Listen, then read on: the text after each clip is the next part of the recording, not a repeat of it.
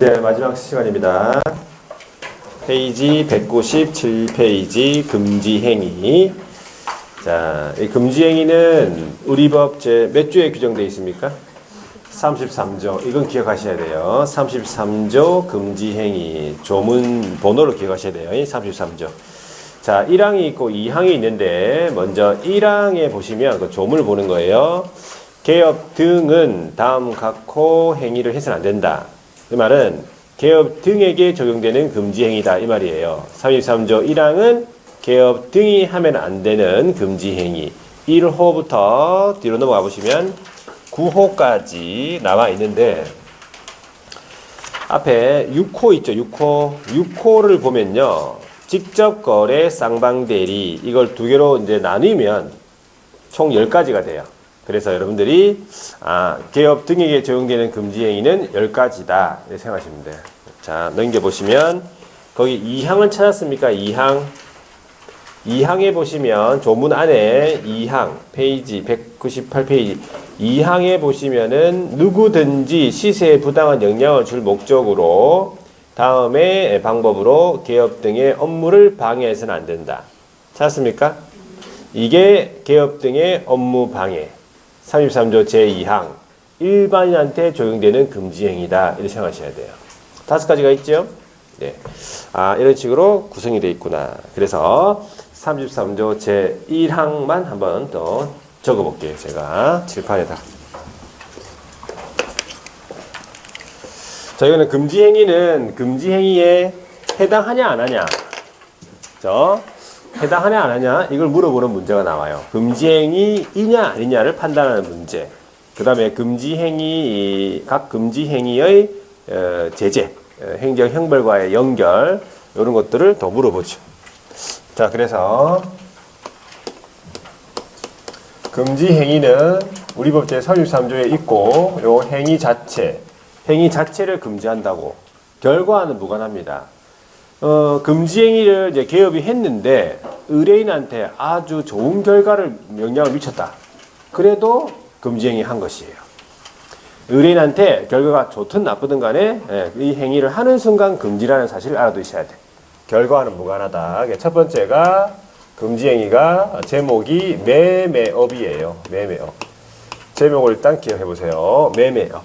매매업인데 자 뭐에 대한 매매업이냐 하니까 중개 대상이 되는 물건, 중개 대상물에 대해서 매매는 사고 파는 거죠. 매매를 계속 반복적으로 영리 목적으로 수익을 목적으로 해서는 안 된다 이 말이죠. 그러면 중개 대상물이라고 하면 5가지가 있습니까? 네, 5가지가 어떻게 암기했죠? 토건, 입광고 이렇게 암기하셔야 돼. 토건, 입광고. 이 5가지 물건에 대해서 매매, 사고 파는 거를 개업이 계속하면 안 된다 이 말이냐. 아파트를 개업이 샀다가 팔았다가 사다 팔았다가 하면 안 된다 이 말이지. 근데 그걸 해야 뭐가 돼? 돈이 되지, 돈이. 그걸 해야. 그걸 하려고 온 거예요, 여러분들이. 수수료는 그냥 까자 사 먹으려고 오는 거고. 자, 하여튼 아파트를 샀다 팔았다 하면 안 돼. 그렇죠? 그러니까 이런 경우 있잖아요. 5억짜리인데 시세가 너무 급급매로 4억에 나왔다. 그럼 그거 어떻게 하시렵니까? 그거를 소개시켜 줄 겁니까? 소개시켜 주는 거 아니에요. 그거는 바로 사는 거예요. 그거를 4억에 사서 어떻게 해? 5억에 다시 파는 거예요. 그럼 순식간에 1억이에요. 1억. 어디 가서 1억을 벌 거예요? 어디 가서? 순식간에. 월 1억녀라고 들어봤어요? 월 1억녀. 생각만 해도 막 가슴이 막 따뜻해지죠, 막. 월 1억녀. 잘 된단 말이에요, 그게. 앉아 있어야지, 올해가 들어올 거 아니에요, 그죠? 일단 따고 보자. 자, 이 5가지 물건에 대해서 사고 파는 계속하면 안 돼. 이 금지행위예요. 그러면 이 중개 대상물이 아닌 자동차에 대해서 매매를 업으로 하는 거는 금지행위입니까 아닙니까? 아니라고 판단하셔야 돼요. 지문에 나오면 아시겠죠? 토건은 중개 대상물이 아니니까. 그러면 이 중개 대상물이긴 한데 임대를 업으로 한 것은요. 금지행위입니까? 아닙니까? 임대를 업으로 한 것은 금지행위 아니다 이 말이지. 되겠습니까? 그러면 이렇게 나올 수도 있죠. 법인인 개업 공인중개사 아시죠? 법인인 개업 공인중개사가 중개대상물에 대해서 임대를 업으로 하는 행위, 금지행위입니까? 아닙니까? 아닙니까? 어? 공시행 되지 말고 입니까? 아닙니까? 말만 하세요. 그냥 설명하려 하지 말고. 어? 질문을 다시 해볼게요. 법인인 개업 공인중개사가 중개대상물에 대해서 임대를 업으로 하는 행위 이래 나왔어. 금지행위 한 거예요? 안 한 거예요? 한 거예요. 왜 했다 안 했다 그래요? 법인이 들어가니까 좀 애매합니까? 법인이 들어가니까 뭐가 생각났어? 갑자기 14조 뭐 교업이 생각나죠 갑자기. 너무 많이 알고 있어도 문제라니까 지금. 갑자기 법인이 나오니까는 교업이 생각나가지고 이거 하면 안 되는 거 아니에요? 교업 없는데 이러면서 막. 그게 아니고 별개로 봐야 돼요. 일단은 중개행위이냐 아니냐. 임대를 업으로 하는 거는 법인이 임대를 업으로 해도 금지행위는 안 한 거예요. 금지행위로 처벌되는 게 아니지. 금지행위를 안 했으니까. 근데 임대를 업으로 했다면 이제 겸업 위반으로 처벌되겠지. 겸업 위반이지 금지행위는 아니라고요. 그렇게 판단하셔야 돼요. 금지행위이냐 아니냐를 물어봤을 때. 자, 그래서 그런 부분도 이제 문제 나올 수 있다 이 말. 자, 두 번째로 가볼게요. 두 번째가 제목이 무등록 개업 공인중개사와의 협력이다 이 말. 그럼 무등록하고 협력하면 안 된다 이 말이죠. 자, 이렇게 돼 있죠. 중개사무소 개설 등록을 하지 아니하고 중개업을 영위하는 자, 무등록이죠. 임을 알면서 그 무등록을 통해서 첫 번째는 중개를 의뢰받은 거예요.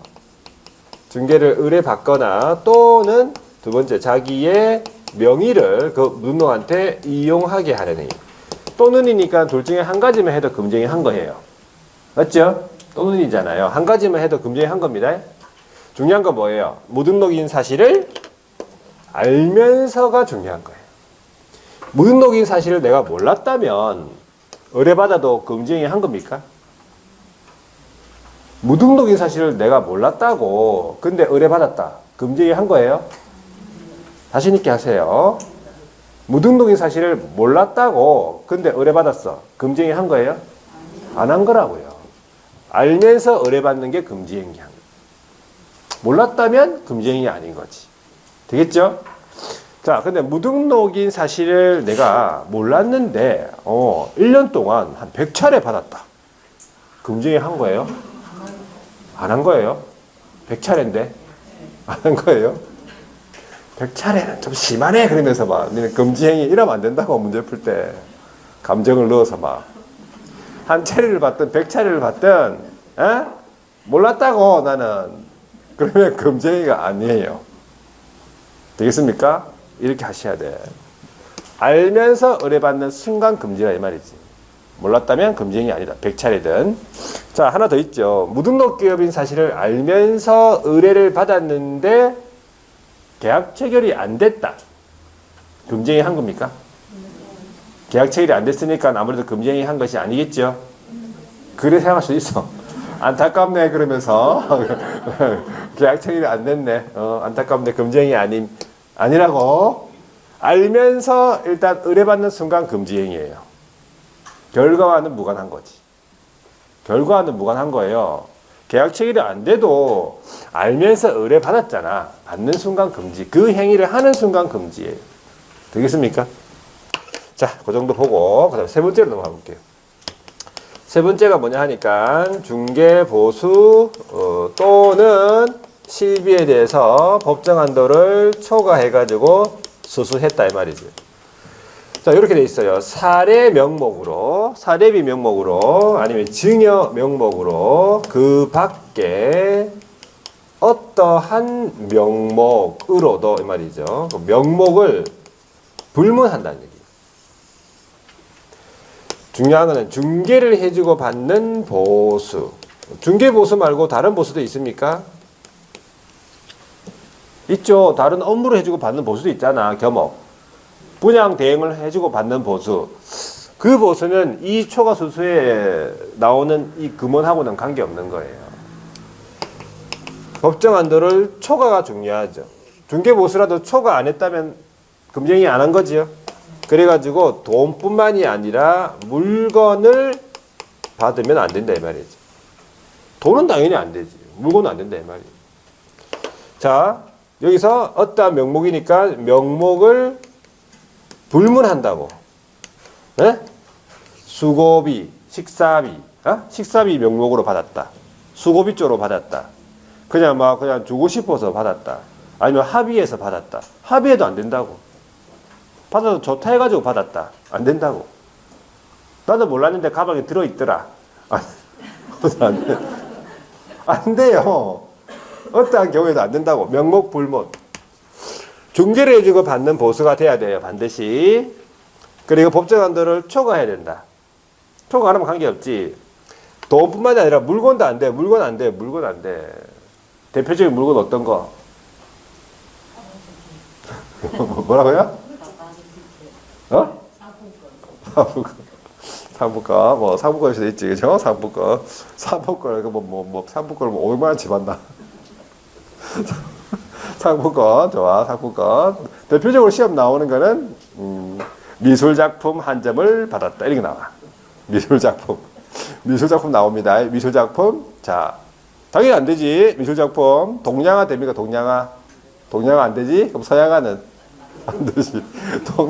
동양화가 안 되는데 서양화가 되겠나?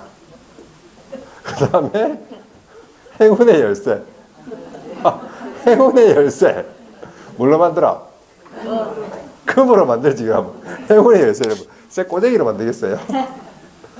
그 다음에 시험에 더 나올 수 있는 게 고려청자 이런 거 나와. 고려청자. 시험지 풀면서 가짜 아이가 그러면서 그런 생각 하지 마세요. 진짜를 내지 너 가짜를 내겠어 지금 고려청자. 그 다음에 이제 또 나올 수 있는 게 최근에 말. 동물 있잖아. 뜨그득뜨그득. 말 됩니까? 말 안 된다고. 말. 법정 한도를 초과 안 하면 관계없지. 말을 받아도 쫓겨난 거 있잖아. 그치? 하여튼 돈뿐만이 아니라 물건도 안 된다.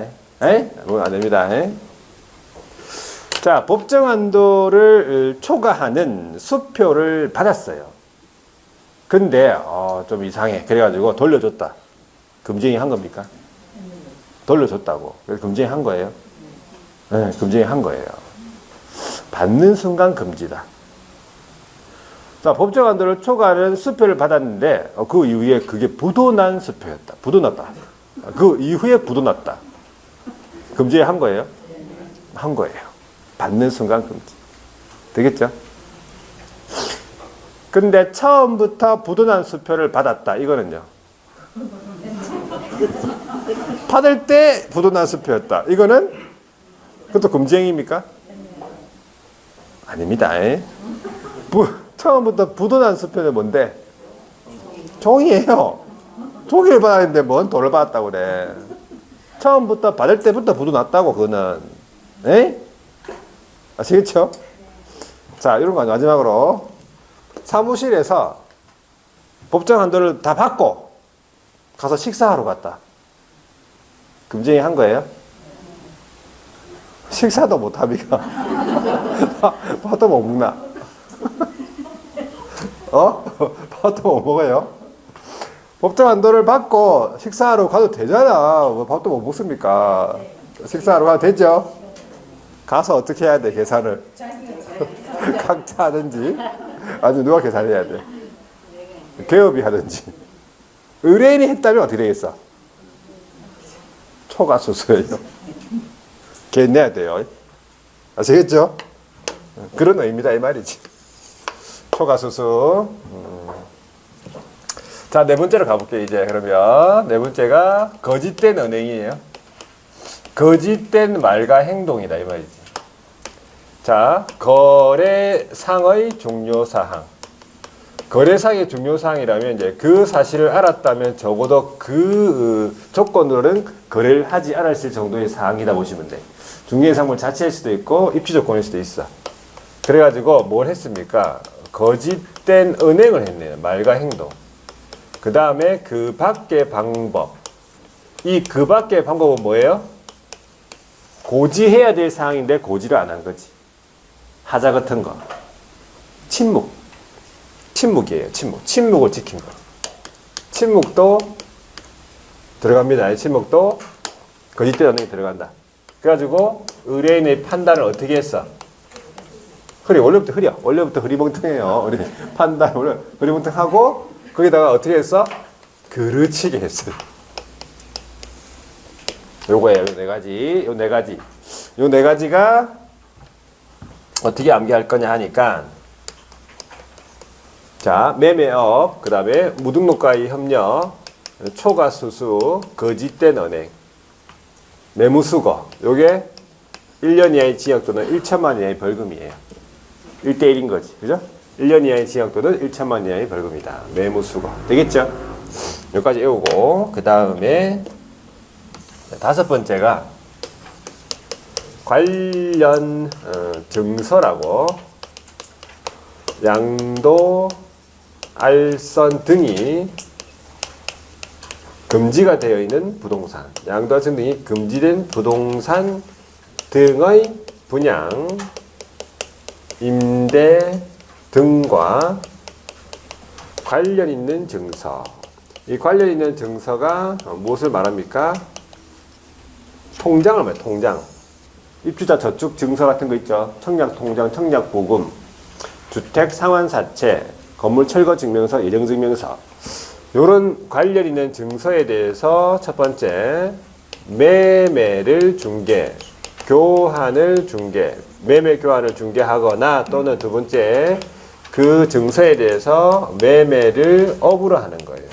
결과적으로 세 개. 매매 중개한다, 교환 중개한다, 그 매매를 업으로 한다. 관련 있는 증서에 대해서. 자, 그 다음에 여섯 번째가 제목이 직접 거래. 중개 의뢰인의 뭐가 되면 안 돼요? 직접 상대방이 되면 안 돼. 중개 의뢰인의 직접 상대방이란 말은 팔아주세요 했잖아, 그죠? 그러면 다른 사람을 매수인을 소개시켜 줘야 돼요. 근데 자기 명의로 매수인이 되면 안 된다 이 말이지. 그건 직접 거래예요. 그죠? 그러면 이거를 5억짜리인데 너무 급하게 나온 거라 가지고 4억짜리다. 사야 되겠다. 이거 사야 되겠다.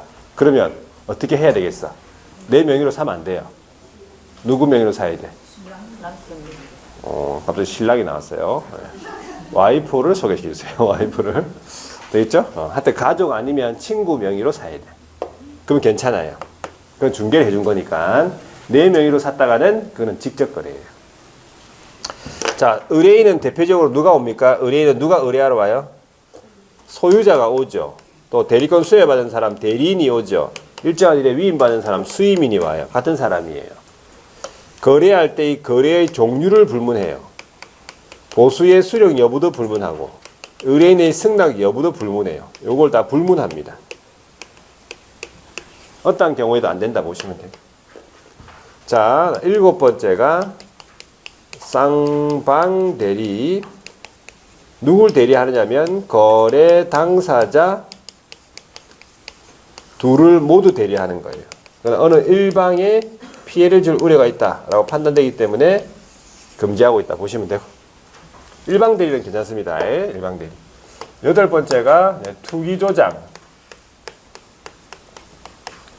자, 투기 조장은 탈세 등 관계법령을 위반할 목적으로 해서 보전 등기, 이전 등기 하지 않은 부동산, 이걸 미등기 부동산 또는 관계법령에 따라서 전매가 제한되어 있는 부동산, 전매 제한 부동산. 자, 요거에 대해서 매매를 중개하는 등 부동산 투기를 조정하는 거죠. 그래서 전매를 했는데 결과적으로 전매를 했지요. 근데 결과적으로 전매 차익을 올리지 못했다. 그래도 금징이 한 겁니다. 결과와는 무관하니까. 자, 그 다음에 이제 아홉 번째가 제목이 시세부당. 시세부당은 최근에 들어간 거죠. 네, 부당한 이익을 얻거나 또는 제3자에게 부당한 이익을 얻게 할 목적. 그래가지고 거짓으로 거래가 완료된 것처럼 거짓 거래 완료된 것처럼 꾸며가지고 첫 번째 시세에 부당한 영향을 주는 거죠.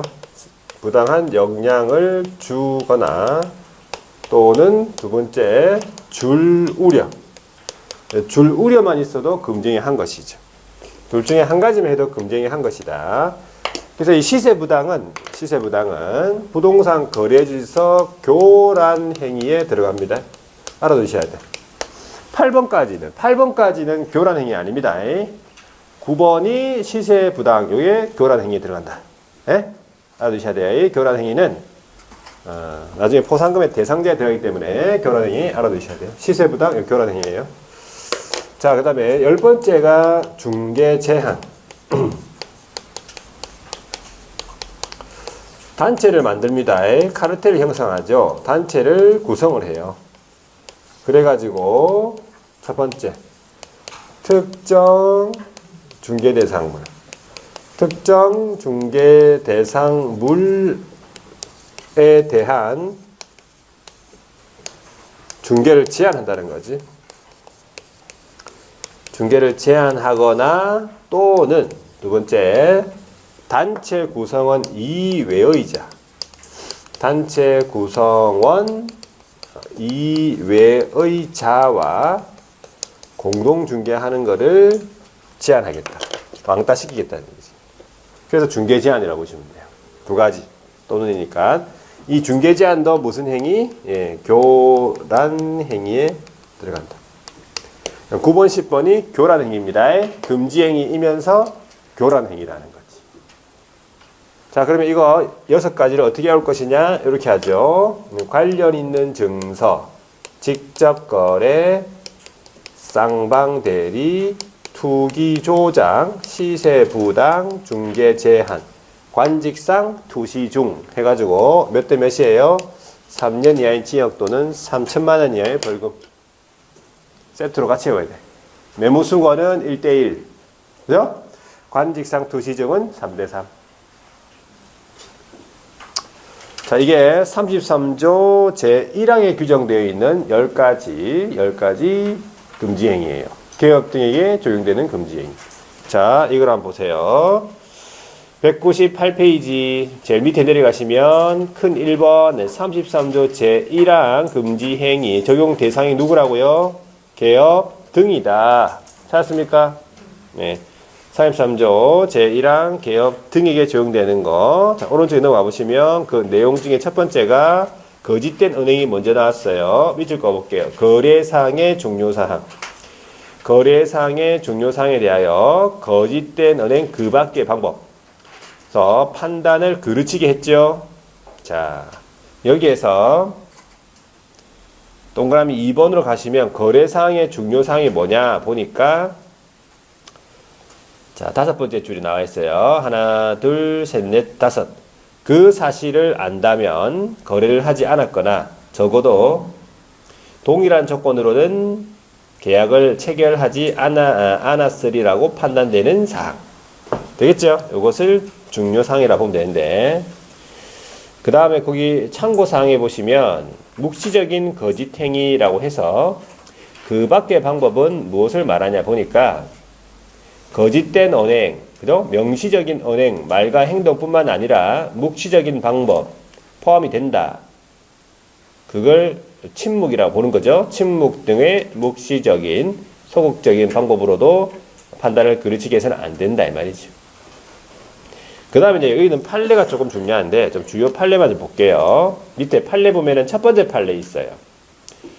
중개인 등이 서로 어떻게 했냐 하니까 짰어요. 서로 짜고 매도 의뢰 가격을 숨겼어. 이에 비해서 무척 높은 가격으로 의뢰인에게 부동산을 매도하고 그 차익을 취득한 행위. 이거는 서로 짰죠. 속였지. 기망했죠. 예, 금지 행위에 들어간다 이 말이지. 자, 됐고, 그 다음에 넘어갈게요. 넘어가서 중개보수로 갑니다. 중개보수 실비의 초과수수, 사례 증여 그 밖에 어떠한 명목을 불문하죠. 법정 중개보수 또는 실비를 초과했다. 그래서 금품을 받는 행위, 금품수수, 금지행위다 이 말이지. 자, 그래서 밑에 동그라미 2번 중에서 동그라미 니은을 한번 보세요. 법정 한도액을 초과하는 보수의 약정. 이거 잘 나오는 지문인데, 법정 한도액을 초과하는 보수의 약정은 전부가 무효가 아니고 뭐가 무효라고? 초과분에 대해서 무효라고. 이거 알아두셔야 돼요. 되겠죠? 자, 제일 밑으로 내려가 보세요. 동그라미 리을 두 번째 줄에 법정 보수와 실비 이외의 자동차나 그죠? 고가의 미술품이나 상품권 나왔죠? 수수하는 거 금지된다 이 말이지. 등. 그러니까 어떤 물건도 안 된다 보시면 돼요. 돈으로 환산할 수 있는 거. 자, 판례 중에서 1번 판례의 네 번째 줄에 보세요. 자, 사례비 있어요. 사례비, 수고비 찾았죠? 사례비, 수고비 등의 명목으로 금원을 받은 경우 그 금액이 소중의 보수를 초과하는 때 위반이죠? 금지행위에 해당한다는 거예요. 그게 명목 불문하겠다 이 뜻이고. 다시 한 번 더 2번 판례에서 세 번째 줄, 2번 판례의 세 번째 줄에 따라서 법령에서 정한 한도를 초과하는 보수의 약정은 그 한도를 초과하는 범위 내에서 무효. 아까 나왔던 거죠? 다시 한번 기억하고. 자, 3번 판례도 보세요. 3번 판례. 첫 번째 줄에 끝에 보시면요.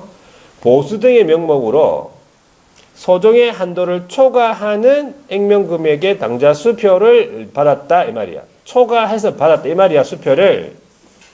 그래가지고 그 밑에 줄 끝에 그죠? 그 수표를 교부받은 단계에서 바로 위반이다. 그 받는 순간 위반이다 이 말이에요. 초과해서 받는 순간 위반이다. 그러니까 그 이후에 그 수표가 어떻게 됐다고? 부도 처리되었거나 아니면 의뢰인한테 그대로 반환되었더라도 위죄의 성립에는 아무런 영향이 없다. 이 말은 위반이다 이 말이에요. 받는 순간 위반이다 이 말이지. 자, 그 다음에 4번 판례도 보세요. 첫 번째 줄 끝에 중개보수 산정에 관한 지자체 조례를 잘못 해석했다. 그러니까 다른 조례를 봤다 이 말이야. 부산시 걸 봐야 되는데도 울산시 걸 봤다 이 말이지. 다른 조례를 봐가지고 잘못 해석을 해서 법에서 허용하는 금액을 초과하는 보수를 받은 거야. 그러면 이건 법률의 착오로 보지 않는다는 거지. 그래서 초과수수 한 거라 이 말이에요. 금지행위했다 이 말이지. 내가 난 잘못 봤는데 안 된다고. 아시겠죠? 법률의 착오로 보지 않는다. 잘못 봤는데 작게 받았으면 관계없지. 많이 받았어 지금 문제가 되는 거예요. 지금 법률의 착오로 안 본다는 거예요. 자, 그래서 일단은 여기까지만 볼게요. 여기까지만 보고 넘어갑니다. 넘어가서 양가로 3번에 중개대상물 매매업. 그죠? 토건 입간공에 대해서 매매를 업을 하는 건 안 된다 이 말이지. 자, 거기 밑에 내려가면 동그라미 3번이 있어요. 3번에 보면은 거기 임대업에 대해서는 금지하고 있는 규정은 없다라고 되어 있잖아. 임대를 업을 하는 거는 금지행위는 아니라 이 말이에요. 되겠습니까? 자, 오른쪽에 넘어가서요. 양가로 4번으로 가볼게요. 무등록과의 협력이잖아. 등록하지 아니하고 중개업을 영위한 자의 사실을 알면서가 중요하죠. 알면서 동그라미 하고 중개를 의뢰받거나 자기의 명의 이용 둘 중에 한 가지. 그래서 동그라미 3번으로 가보니까 두 번째 줄에 무등록 중개업자임을 모르는 경우는 금지행위가 아니다 이 말이에요. 몰랐다고. 그죠? 양가로 5번 이게 관련 증서가 되겠죠? 양도할세 등이 금지된 부동산 등의 분양 임대 등과 관련이 있는 증서. 이 증서에 대해서 매매 교환을 중개하거나 그 매매를 업으로 하는 행위. 그러면 관련 있는 증서가 어떤 게 있냐? 동그라미 1번 두 번째 줄에 나와 있어요. 주택 청약 예금 증서 있죠? 청약 저축 증서. 입주자 저축 증서를 말해요. 주택 상환 사채. 무허가 건물 확인서, 건물 철거 증명서, 예정 증명서 이런 것들을 볼 수 있지. 자, 넘어가 볼게요. 양가로 6번으로 갑니다. 직접거래 쌍방대리 같이 묶어놨죠. 중개 의뢰인의 직접 상대방이 되면 안 돼. 직접거래 거래 당사 쌍방을 대리하는 건 안 된다. 그래서 동그라미 2번으로 가보세요. 판례 밑에 중개 의뢰인의 범위 소유자 있죠. 그 다음에 그 밑에 대리인 있죠. 그 밑에 수임인 있죠. 다 포함되어 있다. 그 다음에 네, 됐습니다. 그 정도 보고요. 오른쪽에 넘어가서 동그라미 4번의 두 번째 줄. 일방 대리는 금지행위가 아니라는 거. 일방 대리는 된다 이 말이겠죠. 자,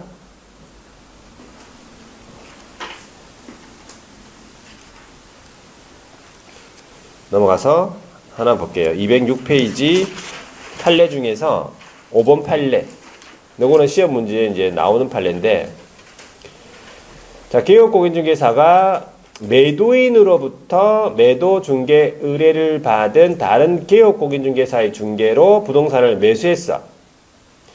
그런 다음에 이제 매수 중개 의뢰를 받은 또 다른 개업공인중개사의 중개로 매도를 했다. 이런 경우는 직접 거래가 아니라는 거예요. 다른 기업을 통해서 이걸 샀고 또 다른 기업을 통해서 이걸 팔았다 이 말이에요. 그건 직접 거래가 아니라는 거지. 되겠죠? 시험 문제고, 그 다음에 7번 투기조작, 탈세 등 관계법령을 위반할 목적으로 보전등기, 이전등기 하지 않은 부동산, 전매 등 권리변동 제한되어 있는 부동산, 전매 제한 부동산에 대해서 매매 중개입니다. 매매 중개예요. 투기를 조장하는 행위. 그래서 오른쪽에 넘어가서 판례 보시면요. 중간에 판례 있죠? 두 번째 줄에. 자, 밑줄 긋습니다. 중간 생략 등기 방법으로 단기 전매를 하여 세금을 포탈하는 것을 알고도, 포탈하는 것을 옆으로 쭉 가면 알고도 이에 동조를 해서 전매를 했다 이 말이죠. 전매를 중개했다 이 말이겠지. 그런데 그 밑에 줄 결과적으로 찾았습니까? 결과적으로. 자, 밑에서 네 번째 줄이 되겠네. 결과적으로 전매 차익을 올리지 못했죠. 올리지 못했다 할지라도 제일 마지막 줄 부동산 투기를 조장하는 행위에 해당한다는 거지. 결과는 무관하다 이 말이에요. 금쟁이 한 거죠. 자, 8번 예, 교란 행위라고 적어놨네. 제목이 시세부당이 시세부당. 부당한 이익을 얻거나 제3자에게 부당한 이익을 얻게 할 목적으로 거짓으로 거래가 완료된 것처럼 꾸몄죠. 시세 부당 영향을 주거나 줄 우려. 요게 교란 행위로서 시세 부당이다. 알아두셔야 돼요. 넘겨보시면 교란 행위죠. 요거는 중개 제한입니다. 단체를 구성을 해서 특정 중개 상물에 대한 중개 제한하거나 단체 구성은 이외의 자와 공동 중개를 제한하겠다. 왕따시키겠다는 얘기지. 자, 여기까지가 뭐냐 하니까 33조 제1항에 규정되어 있는 개업 등에게 적용되는 금지행위 10가지예요. 자, 그 다음에 이제 큰 2번 33조 제2항에 규정되어 있는 금지행위, 요거는 일반인한테 적용된다라고 보시면 돼요. 세 번째 줄에 나와 있죠. 세 번째 줄에 중개 의뢰인을 포함해서 일반인 모두에게 적용된다라는 거지. 그게 오른쪽에 있는 박스에 들어있는 거예요. 209페이지. 중요 부분만 한번 밑줄 꺼볼게요.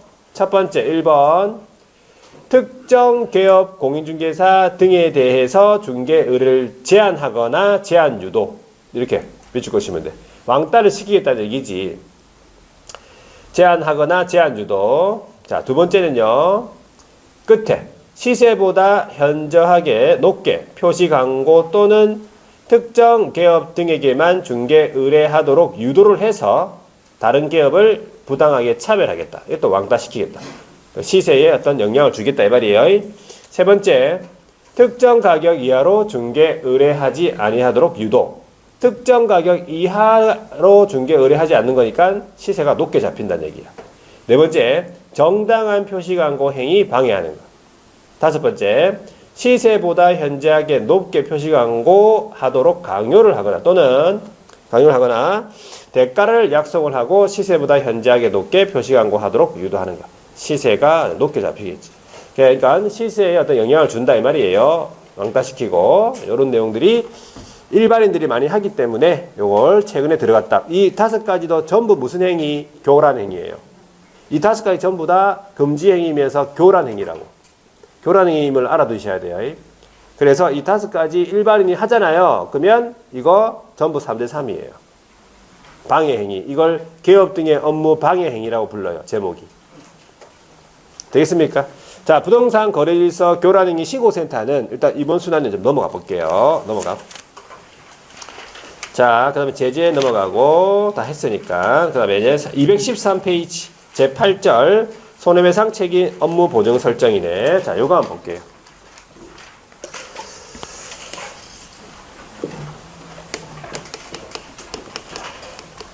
자, 손해배상 책임과 그에 따른 업무의 보증 설정.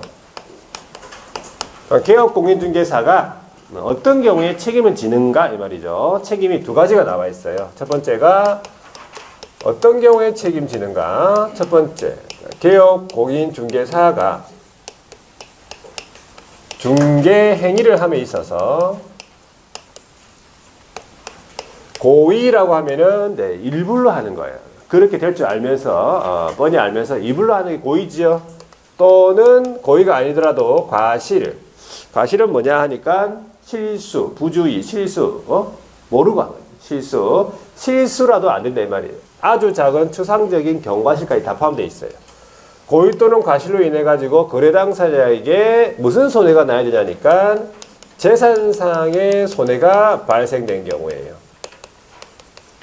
재산상의 손해가 발생이 됐다. 자, 재산상의 손해가 발생된 경우에 책임지는 거예요. 그러면 재산상 손해 말고는 무슨 손해가 있어? 정신적 손해가 있죠. 정신적 손해를 세 글자로 뭐라 불러? 위자료. 위자료 자신 있다. 위자료는 보통 어느 때 나와? 이혼 자신 있다. 아직 아니죠? 결혼 안 하셨죠? 그러니까 잘 모르네.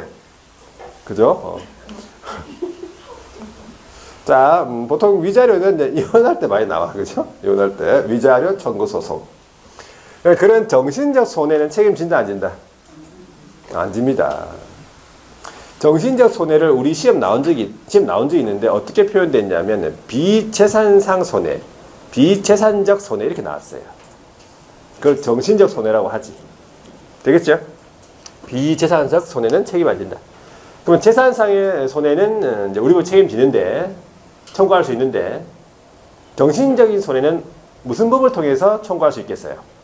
민법입니다. 민법을 통해서 청구할 수 있겠다. 별도로 청구해야 된다 말이지. 의뢰인이 정신적인 손해는.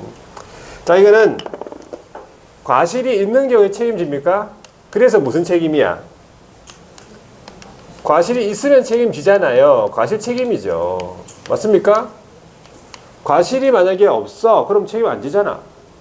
중개행위를 하면 있어가지고 내가 과실이 없는데 왜 책임을 지겠어? 과실이 있으면 책임지겠죠?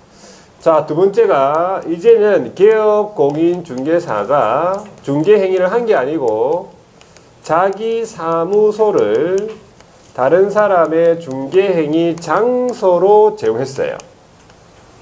그래가지고 거래 당사자에게 마찬가지 무슨 손해가 났냐, 재산상의 손해가 발생이 됐다. 이때도 정신적 손해는 책임 안 진다고. 재산상 손해가 발생했죠. 장소 제공했다는 이유만으로 책임지는 거지. 일을 한 건 아니고. 그러니까는 과실이 없다고 볼 수 있겠지. 일을 안 했으니까는. 과실이 없는 거에는 책임집니까? 책임집니다. 이걸 무슨 책임? 무과실 책임이에요. 그러니까 두 번째 걸 많이 물어보겠지. 개업은 자기 사무소를 다른 사람 중개인의 장소 제공해서 제작사 손해 발생한 경우에 책임이 없다 이래 나와. 책임이 있다 해가 맞는 말이지. 자, 그러면 이 책임을 보장하기 위하여 어떻게 조치를 취해야 되는가? 그것이 보증 설정이에요.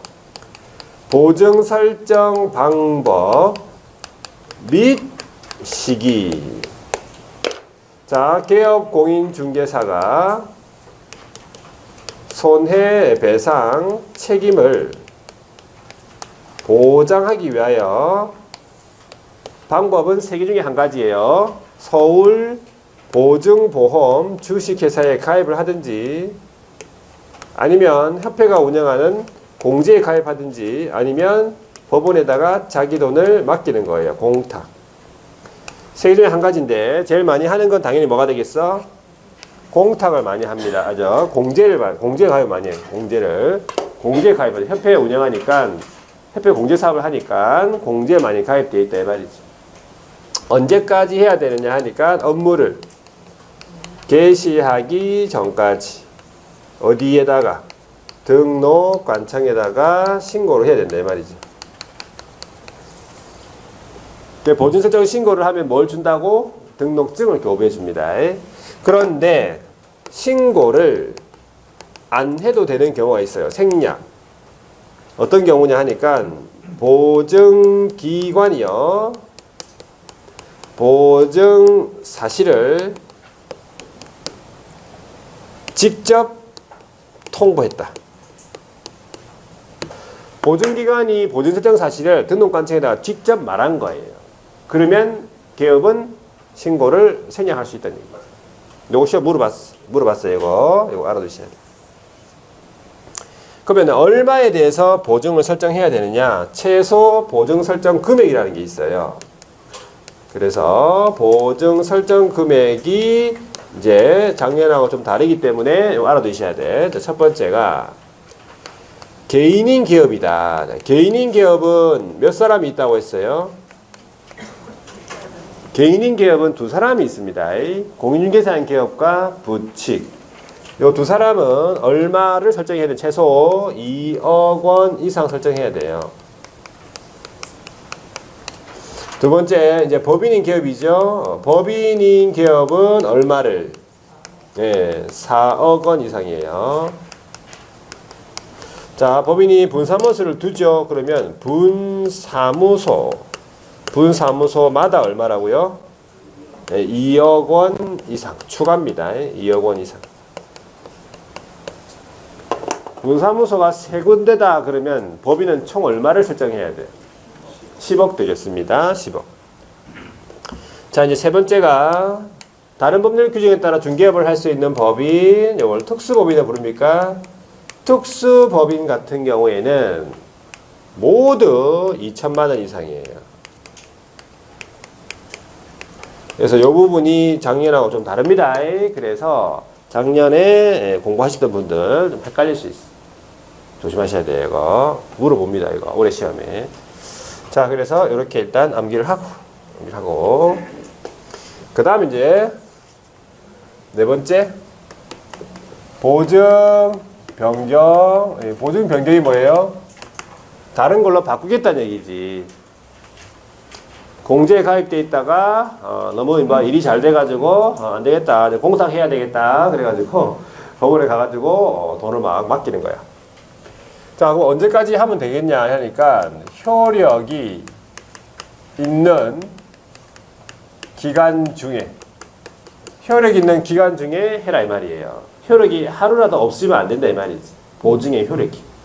네? 되겠죠? 새로운 거 먼저 가입하고 그 다음 설정하고 그 이전 거를 이제 해지시켜야 된다 이 말이지. 되겠죠?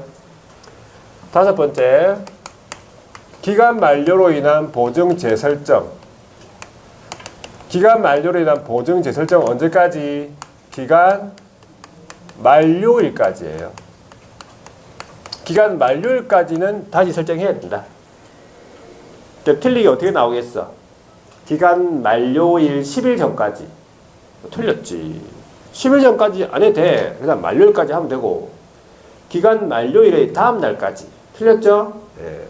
여섯 번째, 공탁금. 네, 공탁금은 누구 돈이에요? 공탁금이 누구 돈이에요? 에? 내 돈이에요. 맞죠? 공탁금 내 거 아니에요? 공탁금은 내 돈이야. 그런데 해수 제한이라는 게 있어요. 해수 제한. 언제냐 하니까 기업이 사망을 하거나 폐업을 했다.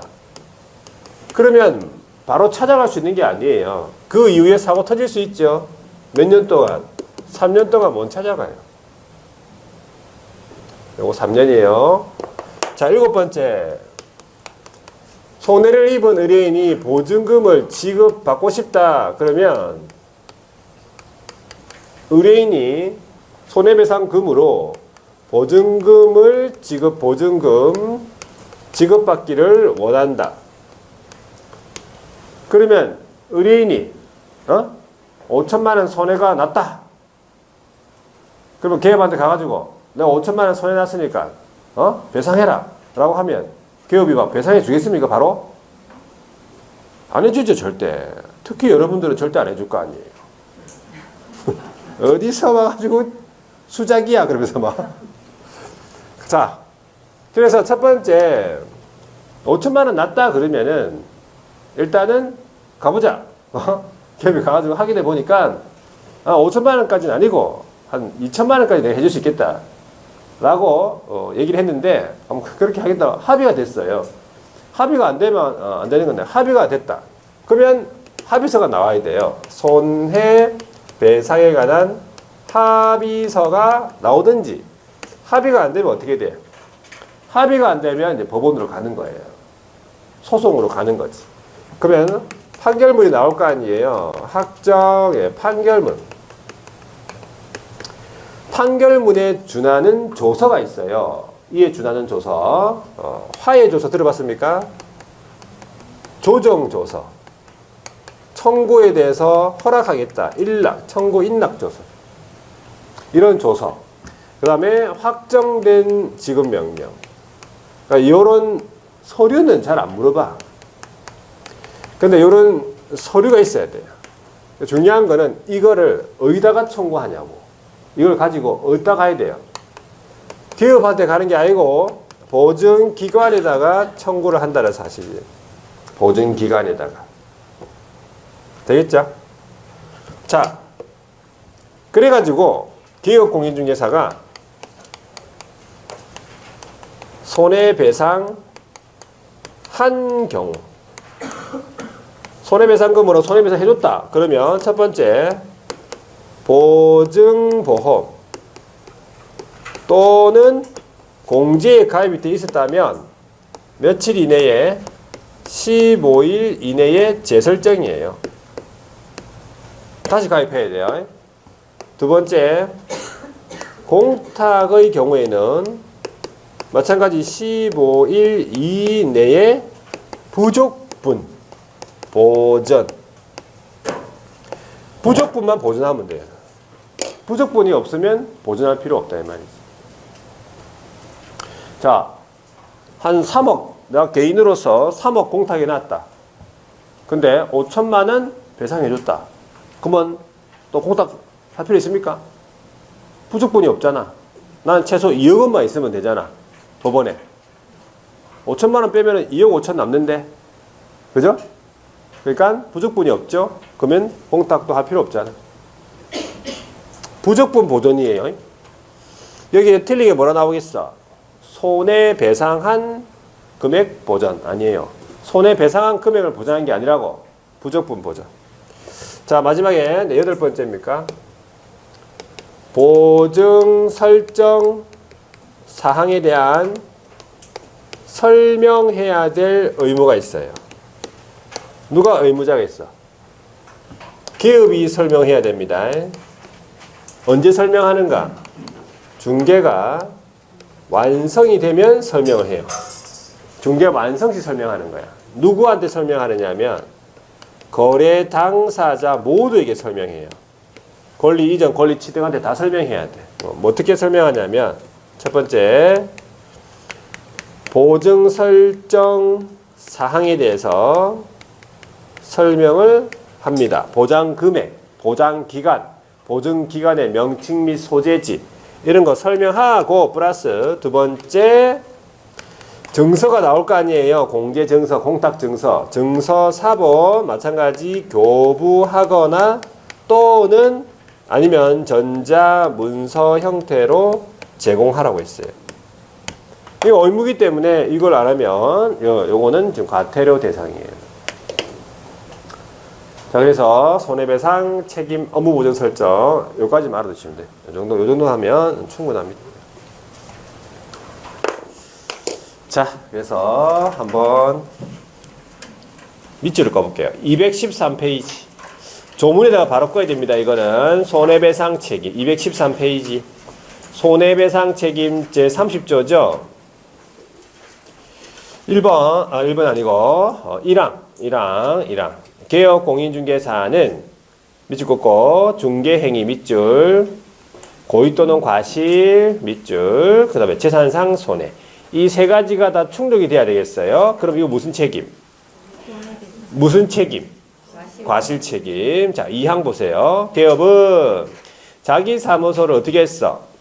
장소 제공했죠? 그래가지고 재산상 손해 발생했네. 이거 무슨 책임? 무과실 책임. 이런 경우도 책임져야 됩니다. 의뢰인 보호하기 위해서. 뒤로 넘어가 보세요. 뒤로 넘어가니까 이제 원인 행위가 나오는데 원인 행위 큰 거 양가로 1번 보세요. 원인 행위라고 해서 일단은 중개 행위를 해야 된다 이 뜻이겠네. 중개 행위. 그러면 중개 행위는 보통 어떻게 이제 판단하느냐 보니까 판례 1번 판례 보세요. 1번 판례. 중개 행위에 해당하는지 여부 밑줄 긋고 세 번째 줄로 가보세요. 네 번째 줄로 가보세요. 네 번째 줄. 자, 개업 공인중개사의 행위를 객관적으로 보아 사회 통념상 거래의 알선 중개를 위한 행위라고 인정되는지 여부에 따라 판단한다. 요거 알아두시면 돼요. 자, 여기까지 하고 넘어가서 오른쪽에 자, 양가로 이번에 고의 또는 과실이 있었을 것. 이게 이제 과실 책임이 될 것이고, 그 다음에 양가로 3번 장소로 제공할 것. 이게 이제 무과실 책임이 되겠다 이 말이죠.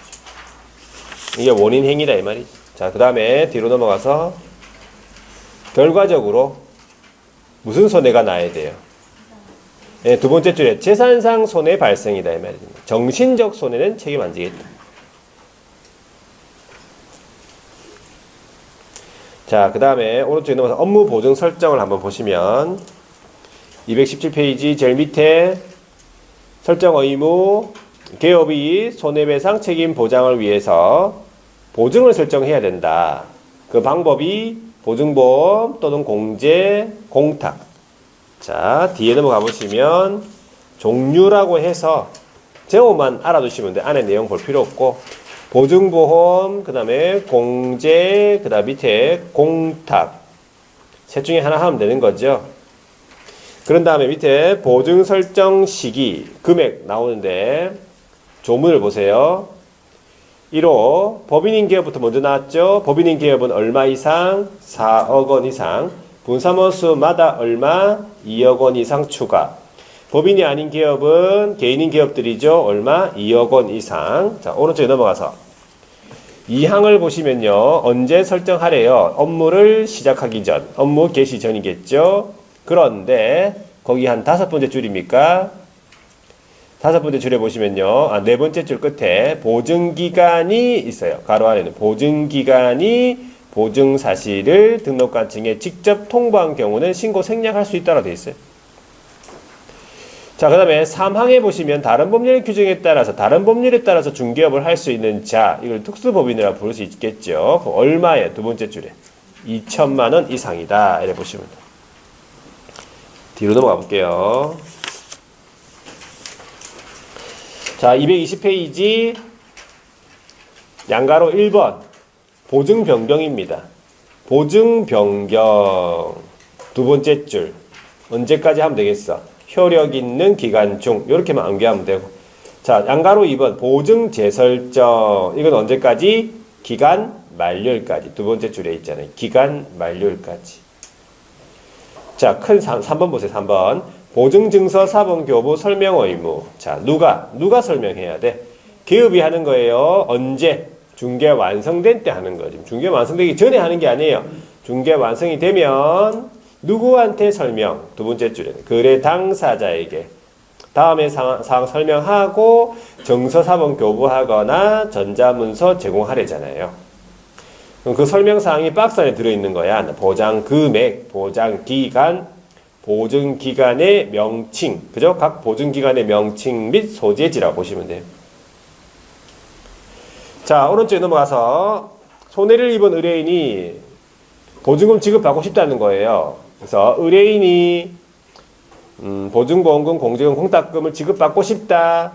그러면 어떻게 해야 돼? 합의가 돼야 돼요. 두 번째 줄 끝에 보시면 손해배상 합의가 돼야 돼요. 합의가 안 되면 판결문 나와야 되고요. 소송을 거쳐가지고 이에 준하는 조서들 있잖아요. 그 밑에 화해조서, 청구인락, 조정조서 이런 것도 있어요. 확정된 지급명령 이런 게 있겠죠.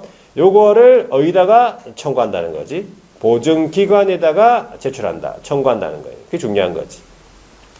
그래가지고 개업이 이제 손해배상을 해줬어. 이 나오죠. 손해배상 한 때에는 며칠 이내, 15일 이내에 보증보험 공제는 다시 가입하거나 공탁금 중 부족하게 된 금액을 보전해야 되겠다 이 말이죠. 그래서 일단 요 정도를 보고 제재는 일단 넘어가. 자, 오늘 중개보수까지 해야 되는데 다 못했네. 자, 오늘 문제를 풀 거예요. 문제를 풀 건데 저번 주에 다 못 풀었잖아. 가지고 오셨어요? 저번 주에 보니까 3주차 문제 중개 계약부터 안 푸른 것 같아. 그죠? 3주차 문제 3주차에 거기 21번이네. 그죠? 3주차에 21번. 3주차에 21번. 자, 3주차에 21번 볼게요. 자, 개업공인중개사가 일반중개 계약을 체결한 때에는 일반중개 계약이죠. 정보망에다가 중개대상물에 관한 정보를 공개해야 한다. 잘 보셔야 돼요. 일반중개 계약이라 적어놨잖아. 일반중개 계약 같으면 정보공개 의무가 없어요. 공개해서는 안 된다 그러면 그것도 틀린 지문이야. 공개해도 관계없어. 근데 의무는 아니에요. 되겠습니까? 예, 그래서 공개해야 한다 하면 틀린 거라고. 22번 중개 의뢰인은 개업공인중개사에게 거래 예정 가격을 기재한 일반중개 계약서의 작성을 요청할 수 있다. 맞습니까? 있잖아요. 있죠. 일반중개 계약서 작성 요청. 거래 예정 가격. 자, 23번 개업공인중개사는 의뢰인에게 전석중개 계약 체결 후 2주일에 2회 이상 아니고 1회 이상이겠죠. 1회 이상 문서로 통지해야 된다. 2주일에 1회 이상이에요. 2회 이상 아니고 X. 24번에 전석중개 계약을 체결한 개업공인중개사가 공개해야 할 중개대상물의 권리관계에 관한 사항 중에서 각 권리자의 인적사항은 포함되지 않는다. 맞죠? 전원중개 공개사항 중에서 인적사항은 공개하면 안 된다. 자, 요거는 정보망은 요거는 예습 차원에서 한번 풀어볼게요. 여기까지는 들고 오기도 힘드니까 이건 예습 차원에서 정보망 같이 풀어볼게요. 25번. 자, 거래정보 사업자 있어요. 정보망을 설치 운영한 지정받은 사람이에요. 거래정보 사업자는 의뢰받은 내용과 다르게 정보를 공개해서는 안 된다. 맞아. 당연하죠. 의뢰받은 내용과 똑같이 정보를 공개하는 게 맞겠지. 그래서 옳은 질문이 된다. 자, 26번에 거래정보사업자가 정당한 사유 없이 지정받은 달로부터 1년 이내에 정보망을 설치 운영하지 아니한 경우에는 그 지정을 취소해야 한다. 여기서 틀린 이유는 취소할 수 있다로 나와줘야 돼요. 왜 그러냐면 이 지정 취소 사유는 맞아요. 지정을 받은 날로부터 1년 이내에 설치 운영하지 않으면 지정 취소 사유에 들어가 맞는데 이 지정 취소는 상대적 취소거든. 할 수 있어요. 해야 하는 게 아니고 국장이 취소를 할 수 있는 거야. 그래서 그 점을 주의하셔야 돼. 해야 한다 그러면 틀린 거거든.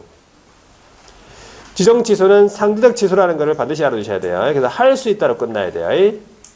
27번에 거래정보사업자는 지정받은 날부터 절차네. 지정받은 날부터 30일 이내에 운영규정을 정하는 게 아니고 3개월이에요. 지정받은 날부터 3개월. 알아두세요. 요거는 다음 주에 할 거예요. 지정받은 날로부터 3개월 이내에 운영규정을 정하여 국장을 승인받아야 된다. 이래 보시면 돼.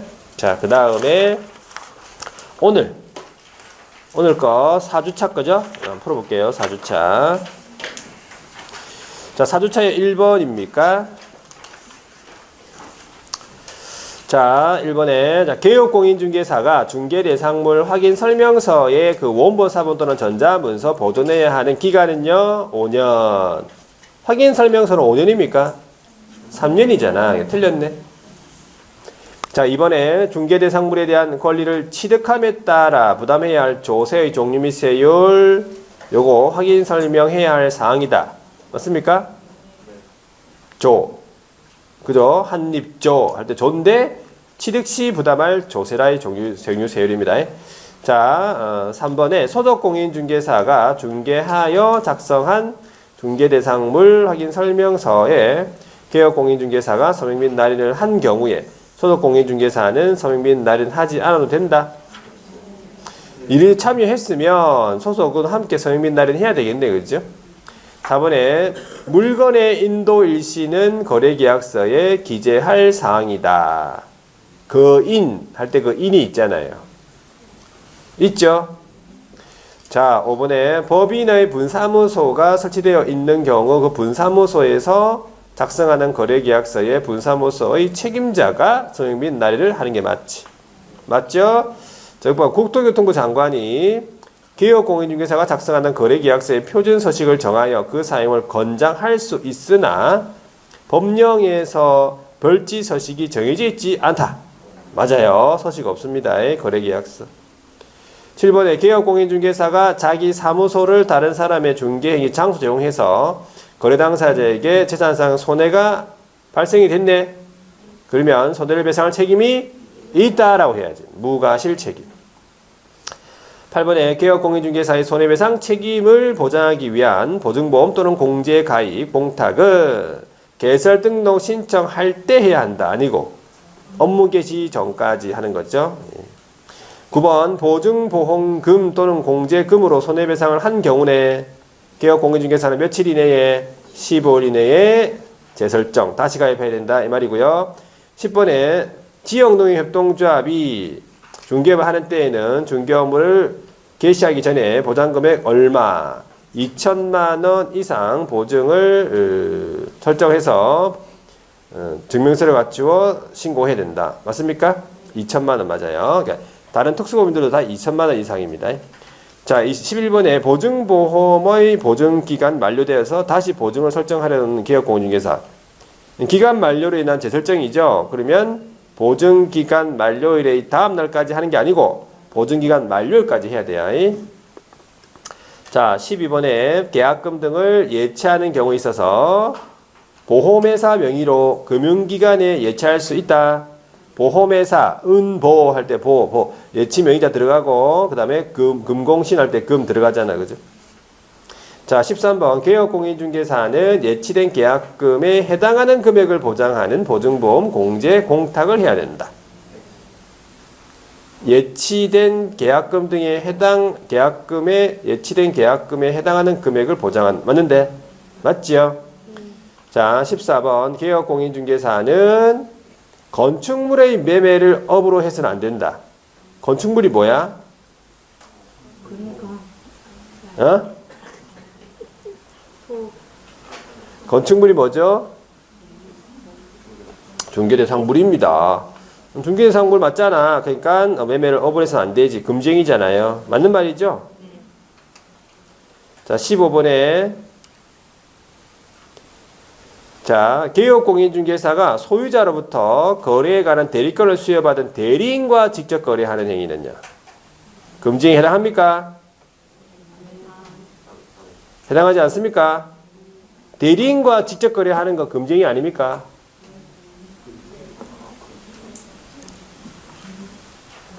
오늘 다 남아.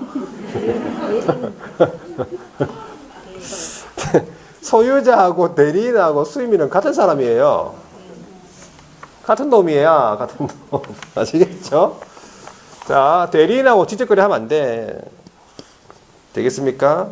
자, 그 다음 16번. 자, 매도인으로부터 매도 중개 의뢰를 받은 개업공인중개사 을의 중개로 X부동산을 매수한 개업공인중개사 갑이 매수 중개 의뢰를 받은 다른 개업 병의 중개로 X부동산을 매도한 행위. 금지 행위에 해당하지 않는다. 맞아. 이거 알아두셔야 돼요. 다른 기업을 통해서 샀고 다른 기업을 통해서 팔았다 이 말이야. 자, 19번. 17번. 자고 있는지 확인하는 거예요. 몇 번? 17번. 17번. 17번 보니까는 보수네. 자, 보수인데 예습 차원에서 바로 풀어볼게요. 보수. 다음 주에 할 거예요. 자, 17번에 보시면 자, 우리가 보수 같은 경우에는 주택이냐 주택 아닌가를 구분합니다. 그래서 주택 외의 중개 대상물에 관한 중개 보수는 주택 외라고 돼 있죠, 지금. 이거는 국토교통부로 정한다. 맞아요. 국토교통부로 정한다. 18번에 주택의 중개 보수에 대한 중개 보수는 쌍방으로부터 각각 받는데 그 일방으로부터 받을 수 있는 보수의 한도는 거래 금액이 15억 원 이상의 매매인 경우에는 1천분의 8이 아니고 1천분의 7이에요. 1천분의 7. 이게 암기법이 이제 전화번호 애우듯이 애우는 게 있어요. 그래서 일단 15억 이상의 매매다 그러면요. 그 요율이 1천분의 7입니다. 7. 19번에 주택인 중개대상물 소재지. 그러니까 주택 소재지하고 사무소 소재지가 다르다 이 말이에요. 그럴 수 있죠. 그때는 중개대상물 소재지, 그러니까 주택 소재지가 아니고 사무소 소재지 시도조례에 따라서 받아야 됩니다. 틀린 지문이야. 주택 소재지가 아니고 자기 사무소 소재지 시도조례에 따라서 받는 겁니다. 주택이기 때문에 시도조례라고 생각하시면 돼요. 20번입니까? 중개대상물인 건축물 중에서 주택의 면적이 2분의 1 미만, 주택의 면적이 2분의 1 미만이다. 그러면 주택이 아닌 게 2분의 1 이상입니까? 그렇네. 그러면 주택의 면적이 2분의 1이 안 되니까 이건 뭘로 봐야 돼? 주택 외로 봐야 되는 거예요. 주택의 면적이 복합 건물 중에서 주택의 면적이 2분의 1 이상이면 그건 주택으로 보거든. 복합 건물에서 주택의 면적이 2분의 1이 안 되니까 이거 주택 외로 보는 게 맞아. 맞는 말이네. 자, 그 다음에 나오는 거는 뒤에 넘어가면요. 교육이다. 이건 앞에서 했지. 한번 풀어볼게요. 요거는 복습이네. 자, 21번에요. 중개사무소의 개설 등록을 신청하려는 공인중개사는 28시간 이상 32시간 이하의 무슨 교육? 실무교육 받아야 한다. 맞는 말이네. 22번 폐업 후 1년 이내에 개설 등록을 다시 신청하려는 자는 실무교육 면제. 약발은 1년이죠? 맞아. 23번은 실무교육을 실시하려는 경우 교육 실시 기관은 교육일 7일 전까지 대상자에게 통지해야 된다. 실무교육은 통지하는 게 있어요? 실무교육, 직무교육은 통지 없다. 통지 없고 연수교육만 그죠? 실무 또는 연수받고 2년이 되기 2개월 전까지 통지하는 거잖아. 그리고 예방교육은 교육일 10일 전까지 통지하는 거죠. 예방교육. 예방교육 통지하는 거 맞죠? 자, 24번에 실무교육을 받은 개업공인중개사는 실무교육을 받은 후 2년마다 시도지사가 실시하는 직무교육을 받아야 한다. 아니고 연수교육을 받아야 한다라고 고쳐야 돼요. 틀렸지? 마지막 문제 25. 시도지사는 연수교육을 실시하려는 경우에 실무 또는 연수 받은 후 2년이 되기 1개월 아니고 2개월 전까지 대상자에게 통지해야 된다. 그래서 교육까지 봤어. 자, 됐습니다. 그래서 일단 사주차까지 다 풀어봤고 다음 주에 중개보수부터 해서 법령을 다 나갈 예정이에요. 다 나가줘야 된다고. 아시겠죠? 다음 주는 행정처분하고 벌칙이 막 나오는데 지금까지 했던 내용들을 거의 복습하는 거랑 마찬가지예요. 지금까지 개업하고 소속하고 이렇게 의무 있죠, 의무. 그런 의무들을 위반했을 때 받는 제재들을 다 하는 거예요. 그러니까 다음 주에는 암기법이 좀 많이 나가겠지. 암기 코드가 많이 나갑니다. 행정처분하고 벌칙하고 다 있으니까. 자, 여기까지 앉으세요. 아니야. 아직 아니에요. 어쩌려고 그래요. 자, 하여튼 여러분들이 제일 중요한 거는 적극적으로 수업에 참여하고 결석하지 않는 게 합격이에요. 아시겠죠? 자, 여기까지 하고 하여튼 건강관리 잘 하시고 다음 주에 건강한 모습 뵙겠습니다. 수고 많이 했습니다.